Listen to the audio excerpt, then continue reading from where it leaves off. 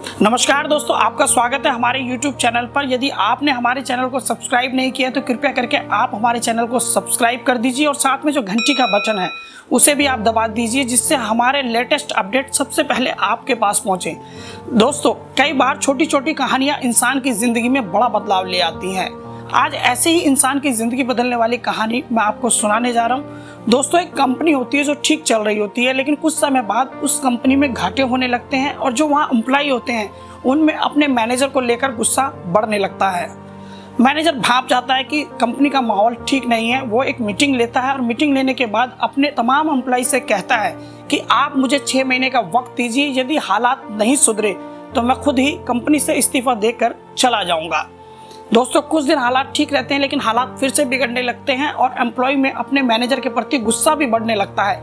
इस स्थिति को भांपकर मैनेजर खुद ही अपना इस्तीफा तैयार करता है और अपने पुराने एम्प्लॉय में से एक व्यक्ति को नया मैनेजर चुनकर कहता है कि आज से कंपनी के मैनेजर आप हैं, आप मैनेजर की जिम्मेदारी संभालिए, मैं इस कंपनी से जा रहा हूँ। लेकिन जाते वक्त अपनी सलाह के रूप में 2 चिट्ठियाँ आपको देकर जा रहा हूँ। जब भी आप पर बुरा वक्त आए तो आप इनमें से एक चिट्ठी निकालकर मेरी सलाह पढ़ लीजिएगा। नया मैनेजर खुशी खुशी पदभार को संभाल लेता है। कंपनी कुछ दिन ठीक चलती है, लेकिन फिर कंपनी में घाटे होने लगते हैं और कंपनी के एम्प्लॉय में नए मैनेजर के लिए भी गुस्सा भरने लगता है और एम्प्लॉय मैनेजर को नाराजगी से देखने लगते हैं। ऐसे में मैनेजर को याद आता है कि पुराना मैनेजर मुझे जाते वक्त 2 चिट्ठियां दे गया था। वो उनमें से एक चिट्ठी निकालता है और पढ़ता है। उस चिट्ठी पर लिखा होता है कि ये जितनी भी गलतियां हैं ये पुराने मैनेजर पर आप डाल दीजिए। नया मैनेजर वैसे ही करता है, कंपनी के एम्प्लॉय की मीटिंग लेता है और कहता है कि ये जो कंपनी आज घाटे में है, कंपनी में जितना भी नुकसान हो रहा है ये सब पुराने मैनेजर की वजह से हो रहा है, ये उसकी गलतियों की वजह से हो रहा है। ऐसा सुनकर एम्प्लॉय शांत हो जाते हैं और कुछ दिन कंपनी ठीक चलने लगती है, लेकिन हालात फिर से बिगड़ने लगते हैं और कंपनी घाटे में आने लगती है और एम्प्लॉय में फिर नए मैनेजर के लिए गुस्सा बढ़ने लगता है। ऐसी हालात में मैनेजर को ध्यान आता है कि पुराने मैनेजर की दी हुई चिट्ठी एक और अभी बाकी है।